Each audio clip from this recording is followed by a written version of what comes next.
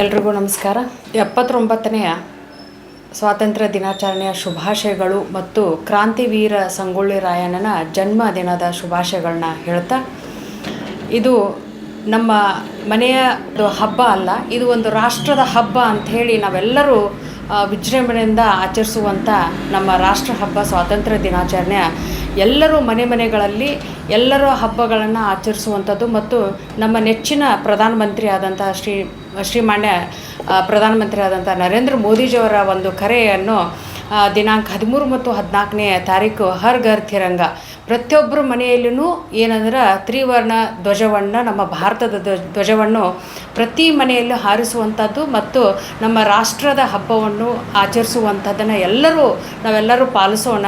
ಮತ್ತು ಈ ಒಂದು ಹಬ್ಬವನ್ನು ಆಚರಿಸಿ ಸದೃಷ್ಟವಾದಂಥ ಬಲಿಷ್ಠವಾದಂಥ ನಮ್ಮ ರಾಷ್ಟ್ರವನ್ನು ಇನ್ನೂ ಸದೃಢಗೊಳಿಸುವಲ್ಲಿ ಮೋದಿಯವರ ಕೈಯನ್ನು ನಾವೆಲ್ಲರೂ ಬಲಪಡಿಸುವಂಥ ಎಲ್ಲರೂ ಕೆಲಸಗಳನ್ನ ಮಾಡೋಣ. ಈ ಒಂದು 79ನೆಯ ಸ್ವಾತಂತ್ರ್ಯ ದಿನಾಚರಣೆಯ ಶುಭಾಶಯಗಳನ್ನು ನಾಡಿನ ಜನತೆಗೆ ಹೇಳ್ತಾ ಎಲ್ಲರಿಗೂ ಒಂದು ಶುಭಾಶಯಗಳು.